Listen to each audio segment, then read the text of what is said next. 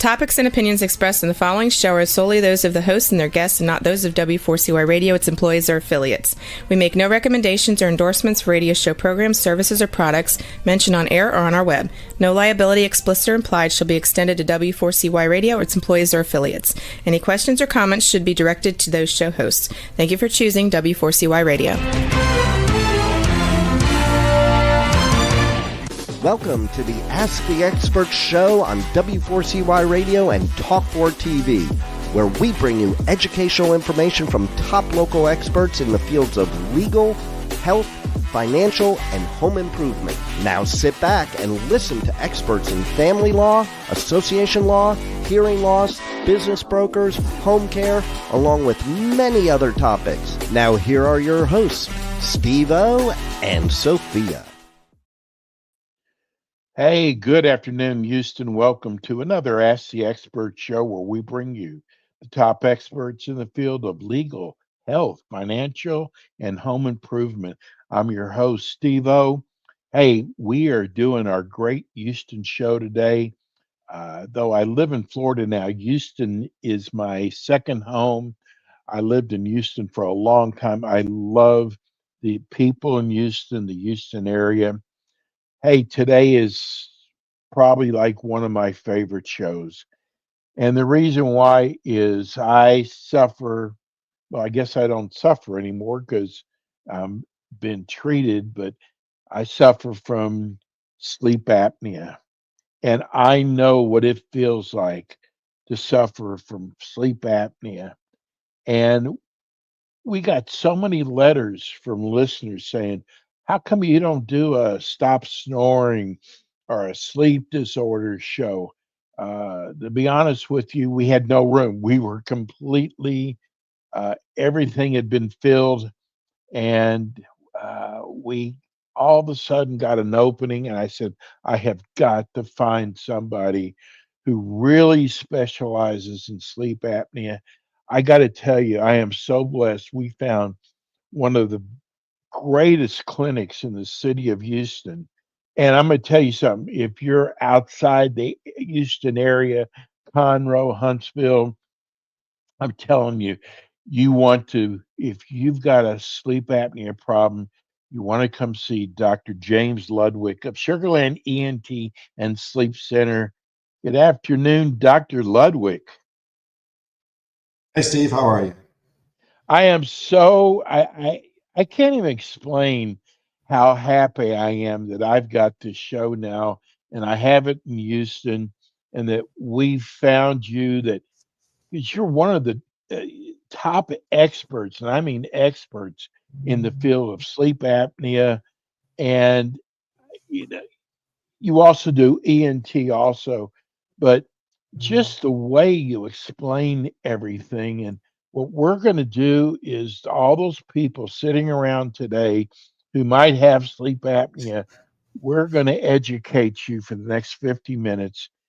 Dr. Ludwig, tell people about your practice, first of all. I've been in practice for 20 years, pretty much. We're located now in Southwest Sugarland, right at University in 59. I'm a solo practitioner. I've always been a solo practitioner after I worked at Baylor as a faculty when I first graduated, but since then I've been a solo practitioner. And I did a fellowship in sleep medicine, which is very unique. I'm the only ENT in at least the Southern United States, if not the United States, that did a fellowship in sleep medicine. There are other ENTs that are board certified in sleep medicine, but they did that by being grandfathered in to be able to even sit for the board exam. And they didn't complete a fellowship. They just took a multiple choice test and they were able to pass it, which, you know, doctors are good at taking multiple choice tests. That's how we get our degree. So it really allowed me to learn a lot about obstructive sleep apnea. I trained at the VA with one of the most well-known sleep, he's a PhD, but in the community of sleep, Max Hershowitz.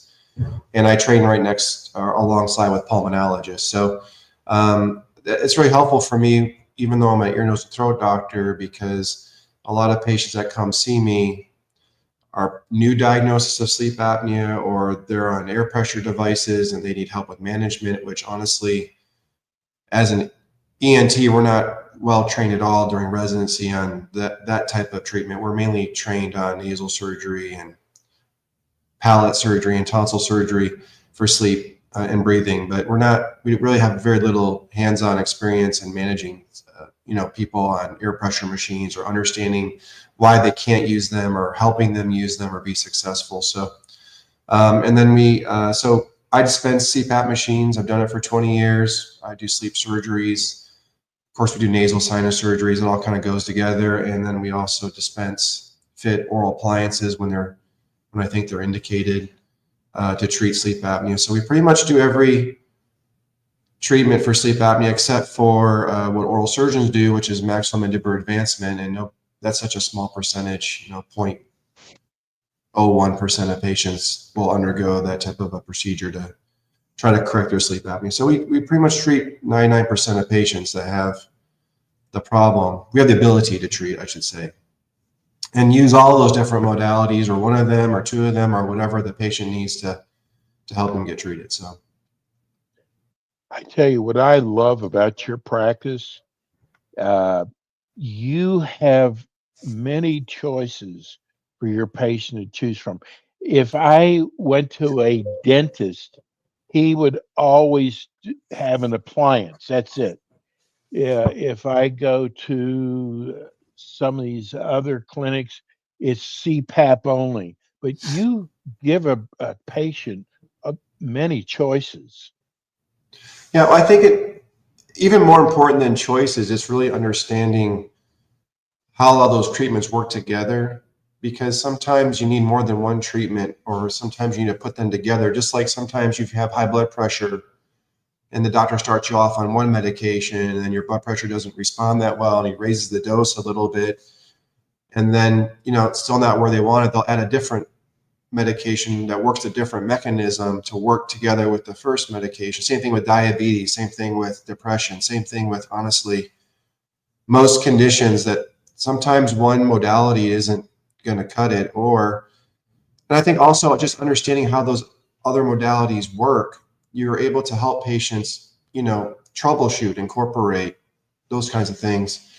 And if you just treat one disease one way, and even though you may have heard of the other ways, or you went to a class or a weekend, seminar, you really don't work with patients with those other treatments. You can't understand, maybe why they're failing. Because sometimes people come to me wanting an alternative to, say, air pressure, because they can't use air pressure, but really they're okay using air pressure if they could use it. They just can't use it. And it's if we can figure that out, then sometimes they end up just using air pressure, even though the reason they came to me was to not use it. It just depends on what the real motivation is.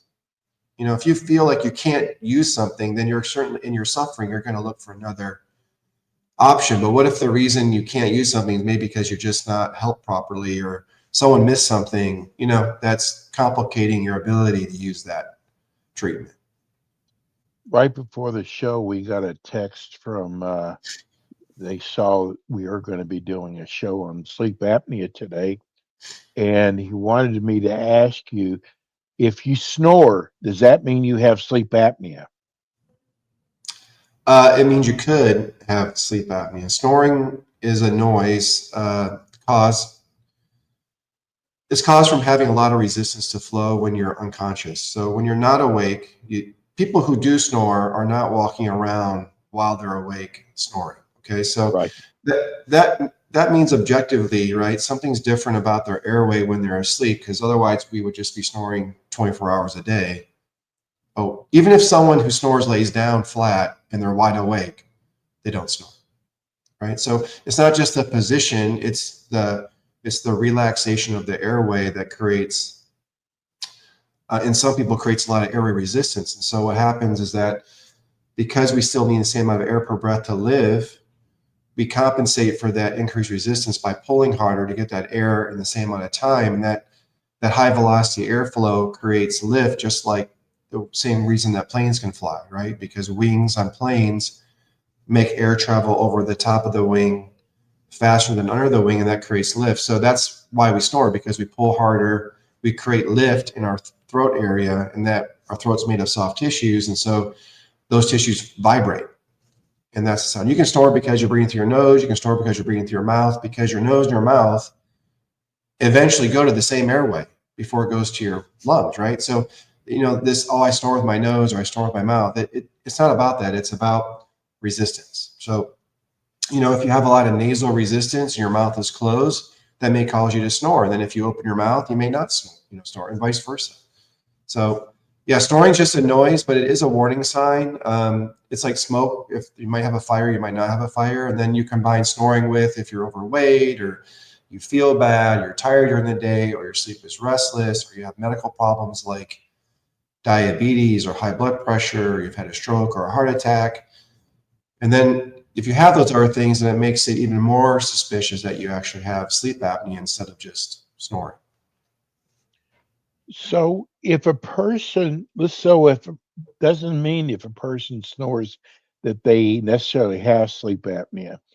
Right. What brings a patient into your clinic who thinks they might have sleep apnea? Why do they think that?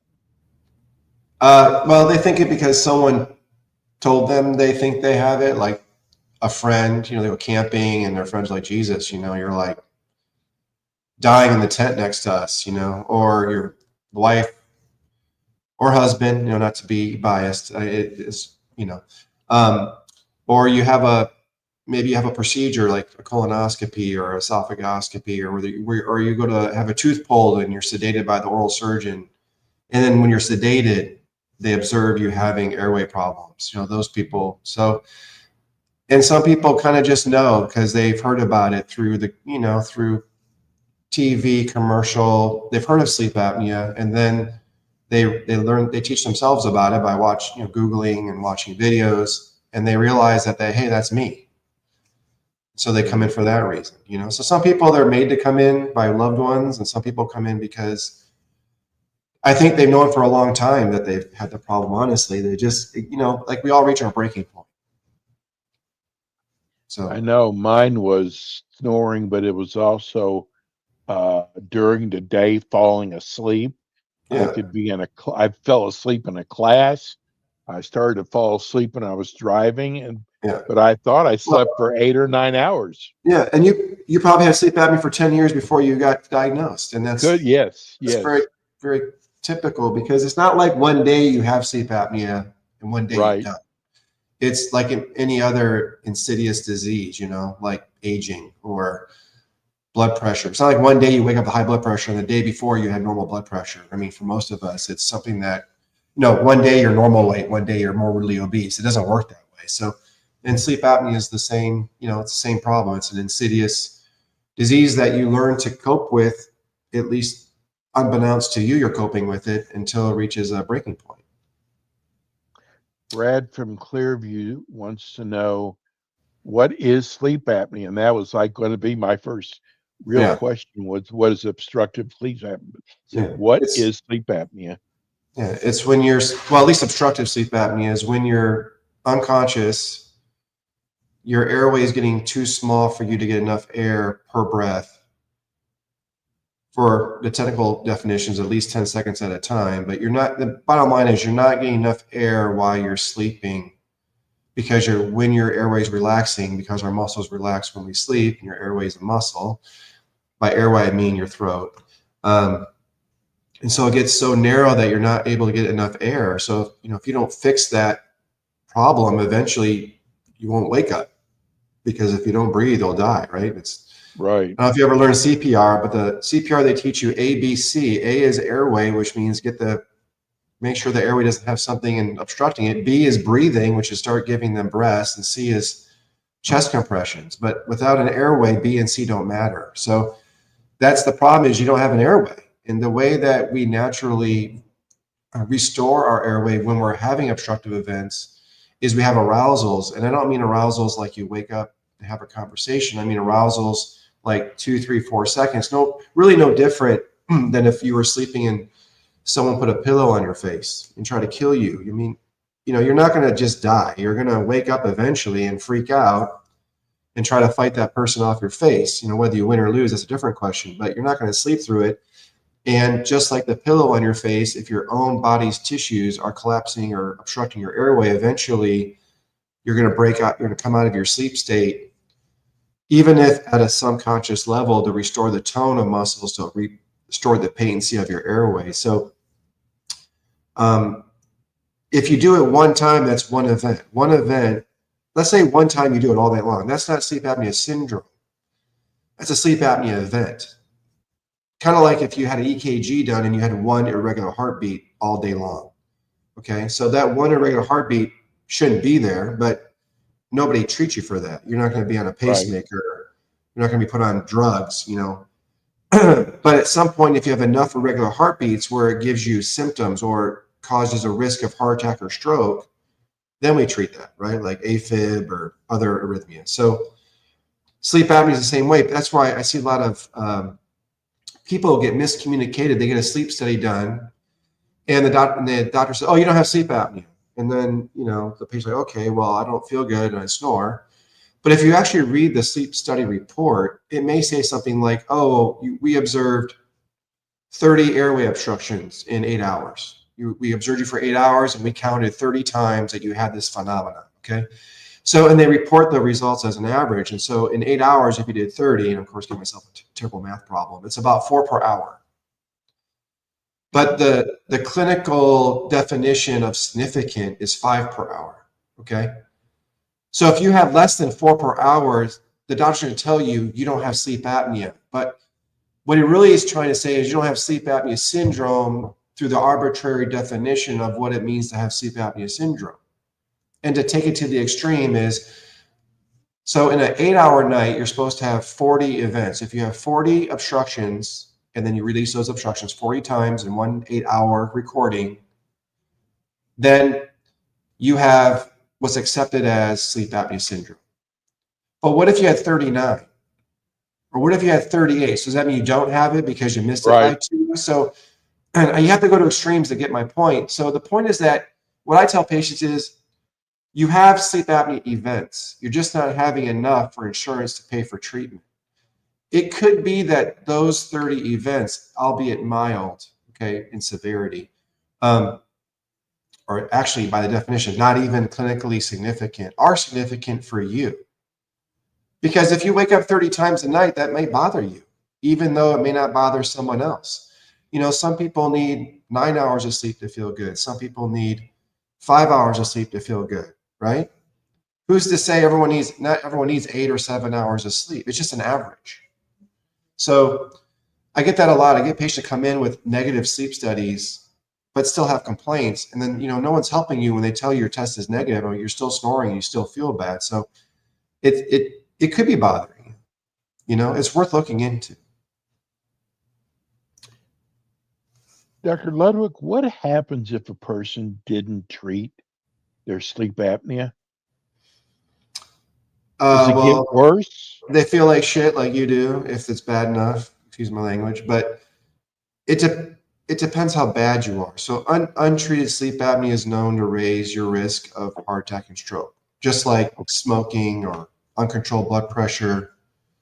Things like diabetes that's not well managed. But it's just like any other condition. There's different severities. So the acceptable definition of, or how we define severity, is the number of times in an hour on average that somebody does this phenomenon. And 5 to 15 is mild, and 5 to 14 is mild. 15 to 30 is moderate. Over 30 is severe, right? Per hour, not per night, per hour. So you can imagine the more you do it, the more it's going to impact your health, right? Think about it. If you're doing this 30 times an hour and you're in bed 7 hours, that's 200 times plus, right? That you're having interruptions. How can you feel good if you're, interrupted in your sleep, unbeknownst to you, 200 times in one night? No wonder you feel like crap, So the long-term consequence is premature heart failure. Severe case, you get right-sided heart failure. It's called cor pulmonale. It's real severe guys get that. I have some patients have 80, 90 per hour, if you can believe it, 80 or 90 per hour. Wow. Not per night, per hour. Can you imagine they live like that? They don't even, I mean, think about it. They're 50 years old. They come in, they got 90 events an hour. They've been doing that for a decade. It's crazy. Do they normally have high blood pressure too? Oh yeah, they all have high blood pressure.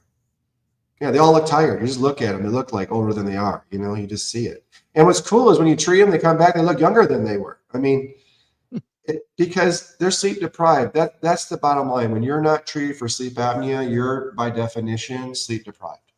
Literally. You're sleep deprived. Every day of your life. We are getting all kinds of questions in.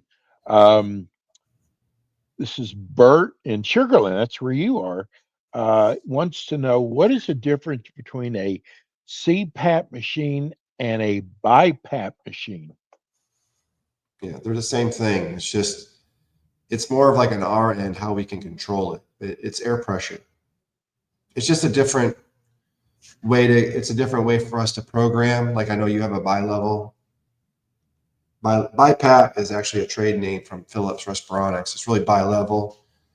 And one is continuous. They're both continuous. Just one, you can control the pressure when the patient breathes in. That's continuous. You don't really control the pressure on the way out. And then a bi-level, you can control the pressure on the way in and out. The box looks the same. You just said Philips. Somebody just wrote in, isn't Philips in a lawsuit right now? I mean, Philips has with a their recall. CPAP machine. Yeah, they had a recall. A recall, okay. Yeah. So if they're on a Philips, I mean, do they need to contact Philips? Yeah, I mean, pretty much they had millions over the last decade. All their machines got recalled because of the insulation they used. Wow. That's been going on since COVID. I mean, that's a 4-year-old problem. They still can't sell a CPAP machine. Wow. Okay. Yeah.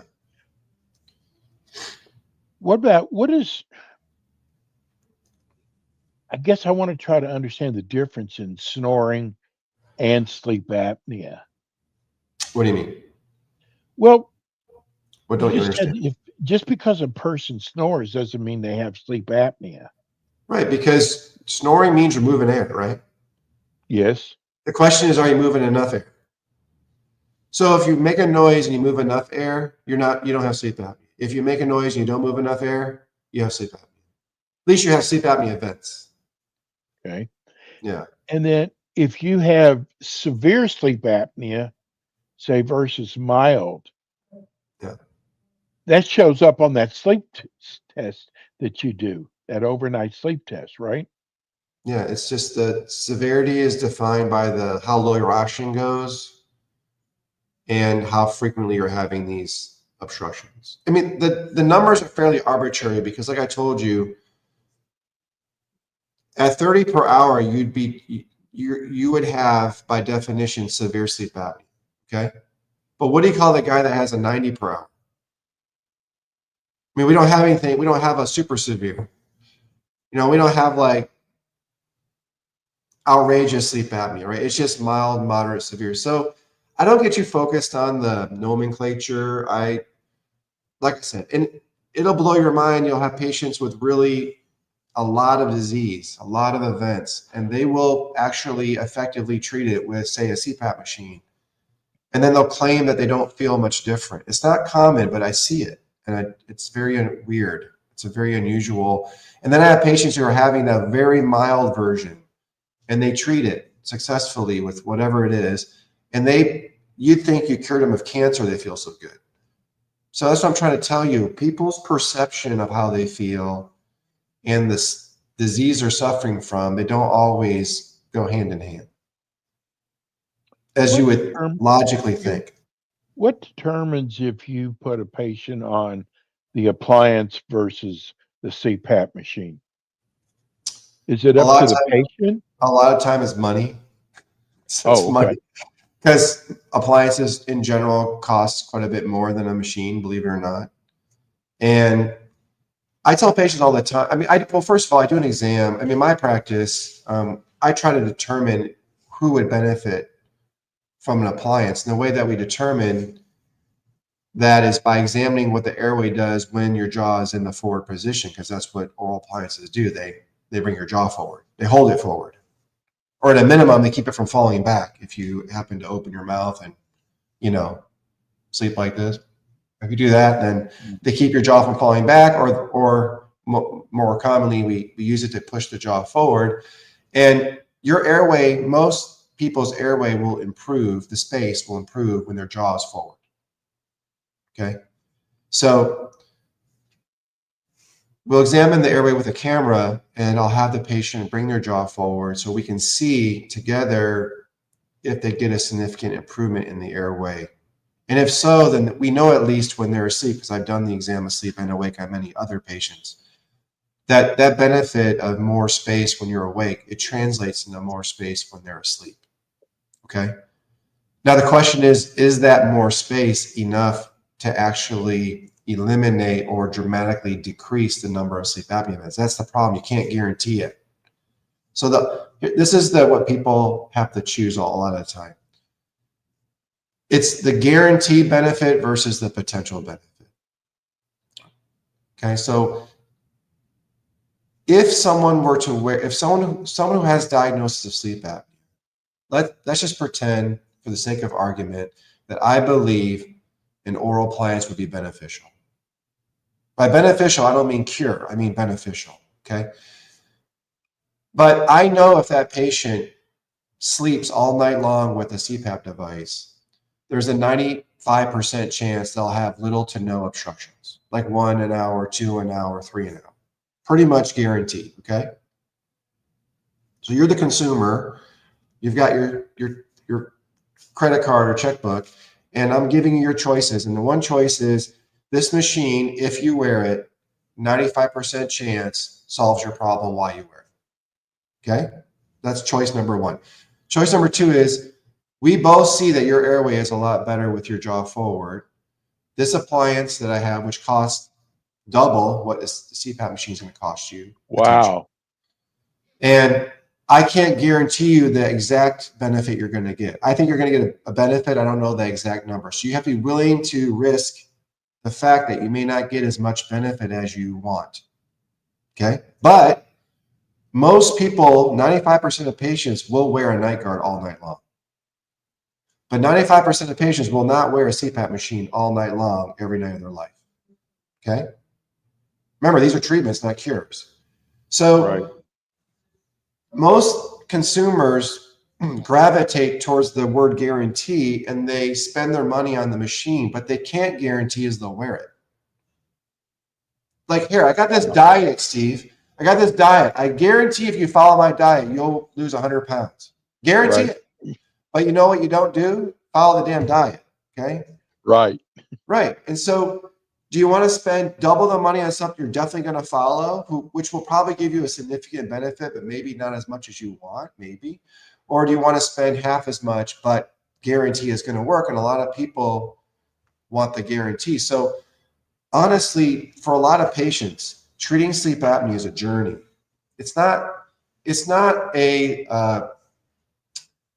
like you go and I have a wart or a mole on my back, and I go to the dermatologist and he freezes or cuts it off, and away you go. That's why surgeons go into surgery. Okay, we like to do passive treatment. We want to come in, fix it, remove it, cut it out, whatever, and then not see you again. That's honestly surgeries. Okay, that's the surgeon mentality. A medicine mentality is I want to build a relationship with you over your whole lifetime and coach you along. And the frustrating part of that is not that doctors, including myself, don't like to coach people along. It's that many people won't do what you coach them. So they keep coming back smoking their cigarettes. They keep coming back eating the crappy food. They keep coming back and their hemoglobin A1C is through the roof, because you can only tell them what to do. You can't sit there all day and make them do what they need to do to get their medical problem resolved. But surgeons, it's like, oh, my septum is bent. Let me make it straight for you. Cut, boom, you're done. Now it's straight. Have a good day. So that's one of the most fundamental differences between a surgeon and a non-surgeon. We all care about patients, but we like to have the feeling that we're fixing something and now we're done. So a lot of what I do is non-surgical. So a lot of what I do is management. And So that's why I say sleep's a journey, because even people like you, Steve, that maybe you have a CPAP machine and you use it for 5 or 10 years. Sometimes after 5 or 10 years, you're like, you know what? I sleep well with this thing. I don't want to have to use it anymore. What else is there? It works, but I don't want to use it. Like, hey, I got these glasses. These work. It's a little You know what? uncomfortable. I'm tired of wearing glasses. Don't you got? So yeah, Right. I'm going to get contacts. And then you wear contacts for 2, 3, 4, 5 years, and then you're like, when I go skiing, they fall out of my eye in the water, and then I go to Vegas, they get all dry, and at night I'm laid up at late, they burn and itch. What do you have? Oh, we have LASIK, and so then you go get your LASIK eye surgery. Do you see my point? So people pick their treatments based on where they are in the treatment kind of algorithm, what they've tried already, what their beliefs are, how much money they have. If $2,500 is not a big deal to you, then they'll try an oral appliance. I mean, if I had both treatments right here, I said they're both free, pick one, 100% are going to pick the oral appliance to try. Not that it will work or don't work, excuse me, but if they're all free, people would just try it, because what are they going to lose? What are you going to lose by trying? Nothing. But insurance does not cover that, right? They do. They kind of, yes. They contribute. How about that? Okay. So there's a contribution, but even with the contribution, there's still an out of pocket. So I have patients come in who don't care. Like, I want it, give it to me. So I dispense them all the time. But I just know for sure if I'm having a conversation, I won't say 100%. It's not 100%. But because there are some people who don't like stuff in their mouth. They drool or they gags them, things. So nothing's ever 100%. But the vast majority of patients, if you gave them a night guard, a little piece of plastic this big, in the machine with the mask and all that, and you said, pick one, they're both the same price or they're both free. Which one would you like to try first? I can promise you the majority are going to pick the piece of plastic, okay? Doesn't mean they're going to end up there. They may come back later and switch to CPAP. I just had to put my friend on CPAP. He's younger than me. He's in his 40s, had a stroke in his 40s. Oh. And he's paralyzed. Well, he was completely paralyzed on his left side. And now, thank goodness, he can walk. He's got shoulder drop. He's got foot drop. Was he overweight? What's that? Was he overweight? No, he's a little guy.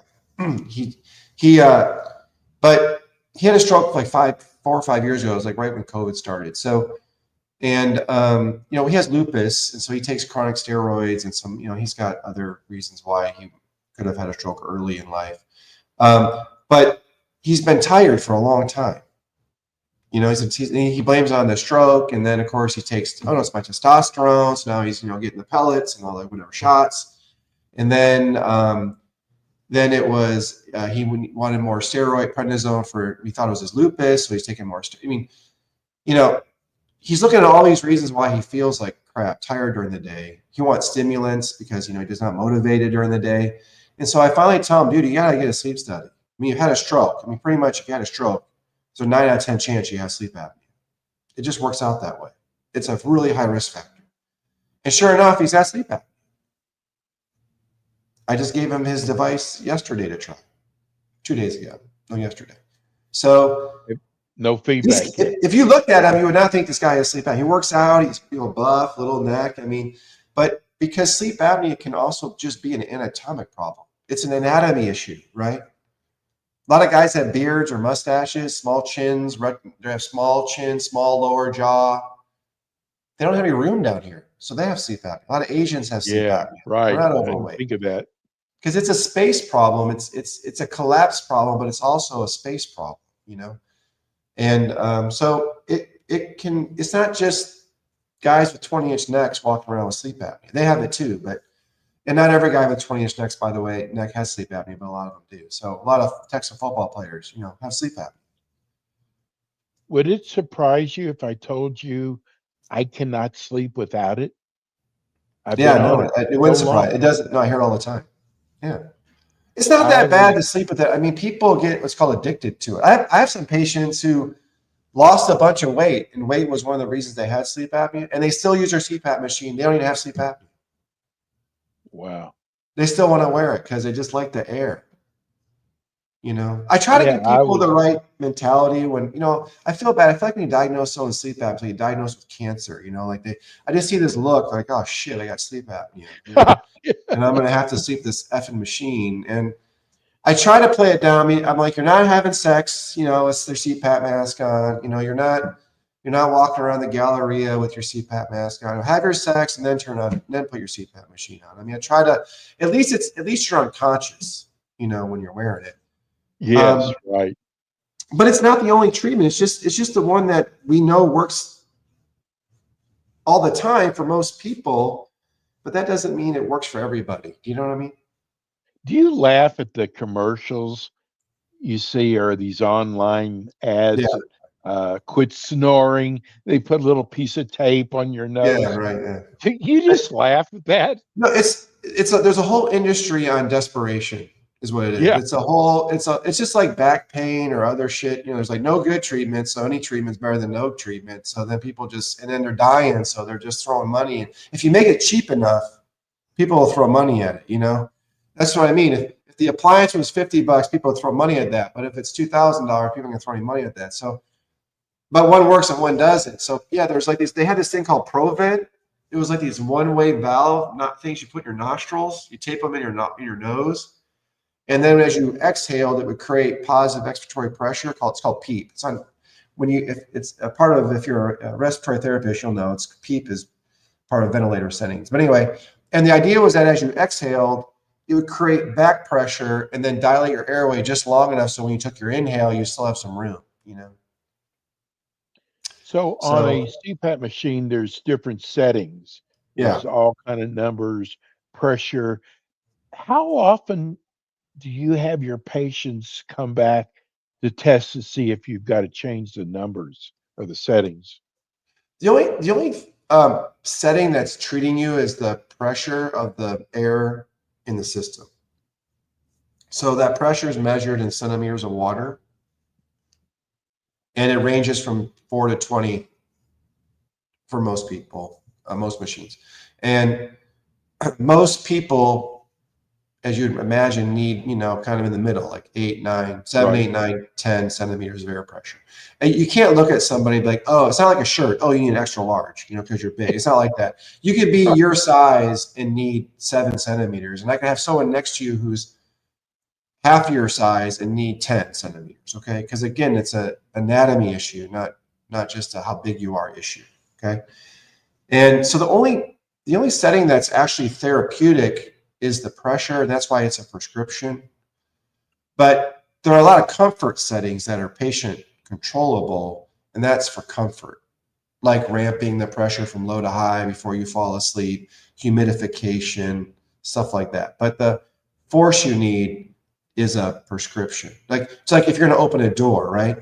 At some point, you can push on the door until you give that door enough force, it's not going to open. After that, it opens. So any force below that force is worthless because the door ain't opening, until you apply that much force. So anyway, the follow-up is basically really, it's either you have a significant medical event like a heart attack or stroke, you should get reevaluated, or you have a significant weight change in either direction, higher or lower, like 15, 10, 20%, you should get reevaluated. Here's a new question I've never had anybody ask before. This is from the Heights. Gerald, he said, I am on a CPAP machine. I'm supposed to put water in it at night, but I never do because I'm lazy. Does that make a difference? No. No, it's a comfort feature. Humidification is a comfort feature. So, yeah, I mean, if it's you a like humidifier or something, right? What's that? Is it a humidifier? It's basically a stove next to your CPAP. I mean, it's a stove. If you take out Steve, check it out. Take out your container for your water. The bottom is a metal. Yes. And it's a warming plate. It's a stove. So the hotter the stove, the warmer the water, the faster it evaporates. The lower the cooler the stove, the cooler the water, the slower it evaporates. If you just spill water on the floor, eventually it's going to evaporate. If you blow a fan over the water on the floor, it's going to evaporate faster. If you use a hair dryer on the water on the floor, it's going to evaporate even faster. So that's how you control how much water vapor gets into the air. Some people like cool air. Some people like warm air. Some people like a cold bed. Some people like a hot bed. Some people like a soft bed. Some people like a hard bed. I mean, it's just patient preference. Yeah. Do your patients, this is kind of a personal question I have, what percent of your patients want the nasal versus the mask? Yeah. I couldn't stand the mask. Yeah. You I mean had to full go face? the nasal. Yeah. So masks are like shoes, you know. You like sandals. I hate sandals. You like the little thing between your toes. I can't stand that, you know. I got to have the strap behind my heel. There isn't a right shoe. If you like it, that's a good mask. You know, if I like it, it's good for me. What's good for me may not be good for you. So I will tell you one important thing if you're on CPAP. There's a lot of people get their equipment from these, you know, third-party vendors, and they're like, oh, do you mouth breathe at night? Like, oh yeah, well, you need a full face because you mouth breathe. And what cracks me up is that every single patient who suffers from sleep apnea, when they're not treated, wakes up with a dry mouth. Every single patient who has untreated sleep apnea mouth breathes, because when you can't breathe and then you have your arousal to breathe, the biggest hole in your head is your mouth. So you open your mouth to get the air you need as fast as you can. Just like if we were in a pool together and I was holding you underwater until felt like you're going to, you know, drown, and I let you go. When you shoot out of that water, you're going to breathe through your nose or your mouth. Steve? I hear you. Oh, I believe that in my mouth. No, but I'm saying if I hold you underwater for a minute and a half and you think you're going to die of freaking drowning, and I let you go and you shoot out of the water, are you going to come out of the water with your mouth wide open, or are you going to breathe through your nose when you come out of the water? You're going to breathe through your mouth. Yeah. You're going to gasp for air through your mouth. That's right. Of course you are, because it's the biggest hole. It doesn't mean you suffer from nasal obstruction. It means that you need freaking air right now. So a lot of people get full face masks when they don't need it, but it's just comfort. So mammals are designed to breathe through their nose. Okay. We had a show before about the nose. The nose has turbinates, and the turbinates are what allow our nose to humidify the air. So you want to push the air through your nose, because that's how you want to pull the air into your body, is through your nose. So it's usually more comfortable to use a nasal mask, but sometimes, especially when the pressures are higher, you can't keep your mouth shut, and so you have to use a full face, which just means you're pushing the air in the nose and mouth at the same time. This is from Roman. He wants to know, he said, I read about if you snore, there's a surgery out there. Do you do that surgery? Wow, that's vague. What's that? That's vague. I read about there's not the surgery for snoring. Okay, it's a snoring evaluation is honestly very similar to a sleep apnea evaluation, because it's an airway resistance problem. So you got to solve the airway resistance problem to solve the snoring problem. The difference is snoring is not considered a medical problem. It's considered a cosmetic problem. So if you snore because of nasal problems, well, the good news is breathing through your nose properly is considered a medical problem, and those procedures are covered under insurance. But if I said I want to do nasal surgery for Mr. Smith because he snores, your insurance would deny that, because they don't treat snoring. But if I say I need to do nasal surgery on Mr. Smith because Mr. Smith can't breathe through his nose, they'll cover that, because breathing through your nose is considered a medical problem. I should say not being able to breathe through your nose. Do you follow me? Yes. But that question of snoring, that's a multitude of issues. It's not one thing. If I could invent that, Steve, I won't even be on your show, because I'll be in Tahiti on the beach with a Mai Tai, and I won't be sitting here taking care of patients every day. I'll tell you right now. Yeah. That's right. Yeah. What is, when a patient comes to see you, what is the first test that you give them? Is it the sleep test that they do You mean if a overnight? patient comes to see me for concerns of sleep apnea Yes, outside of the examination, what's the first test I do? yes. Well, it's a home sleep test. You know, it's amazing. How come they didn't figure that out a long time ago that you could take that sleep test at home instead of going to a separate clinic? Well, I mean, you got to remember, sleep is pretty young, Steve. I mean, sleep apnea wasn't even really understood until the like 70s. I mean, we didn't even stage sleep until the 50s. We didn't even know that we had REM and non-REM.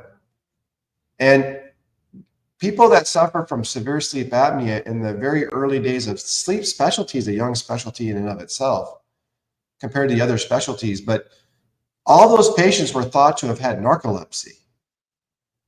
Okay. They didn't, even the sleep Wow. doctors didn't know they had sleep apnea. They thought they were suffering from narcolepsy. And it was because the very early sleep tests in the United States, they weren't testing airflow. They were just looking at your brain because they thought sleep is a brain thing. Right. So they were just looking at sleep and seeing all this messed up sleep stuff going on in the brain. And so they didn't realize people were like, couldn't breathe. And then this sleep guy from France came over and joined Stanford. Stanford was this narcolepsy kind of capital of the state of the United States. They were considered the experts. And in France, they were doing airflow channels with their EEG channels. So they started doing airflow channels here, and that's how they started finding all the sleep apnea. And of course, the first patients they found on were the ones that were like the stereotypical sleep patient, like the super obese guy, you know. So those are the first patients that were diagnosed. And then it just took a long time for that to transition to a more mainstream, you know, that a lot of people have it, not just overweight people, and this and that. A lot of women have it, you know. A lot of people have sleep apnea. I'm telling you, it's a lot. It's Wow. like I have job security. Okay, Yeah. there's not enough of It, me to go around. if a person, we're almost out of time, but if a person has high blood pressure, Yeah. should they come in and make an appointment to see you? Well, if you only have like if you have one drug, like you're on one medicine to treat your blood pressure, and you don't snore and you don't have any symptoms, no. But if you snore and have high blood pressure, I would get screened. I mean, the question is it worth a $150 test to find out? It's a $150 test. I mean, we're not talking. I mean, why are we debating? It's not like thousands of dollars to find out. It's a Right, right, $150. It's Steve. It isn't the $150. It's they don't want to know. You're kind of backwards. They don't want to know they have sleep apnea because then they have to have this damn conversation we're having, which is, what the right. hell do I do about it now that I got this sleep apnea? Do you know what I mean? So if you're not really feeling bad or you're not scared about it, what's your motivation to treat it anyway? It's like any other That's condition true. that, it's like kills you slowly. Most people don't treat it until they really have to. Like, yeah, doc, I know, I got to quit smoking. I get cancer and COPD. And Right. then when I'm taking their voice box out at, unfortunately at 65, got their tongue cancer. Now they're all, sure, they're all full of regrets. Oh, I should. And then the irony is then they stop. Like, well, after we take out your voice box, now you're going to stop smoking. But you know how it is, young and dumb, and you know how the saying goes.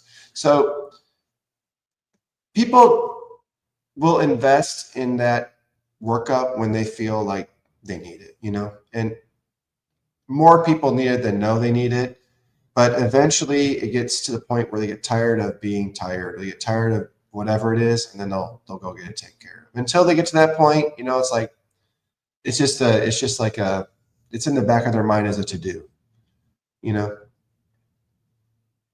Yeah, you tell me about the people that maybe were for a while and they stop. I got to tell you, when you have friends of when you fall asleep in a class, which was so embarrassing, and you Yeah, snored, and you almost fall asleep at the wheel.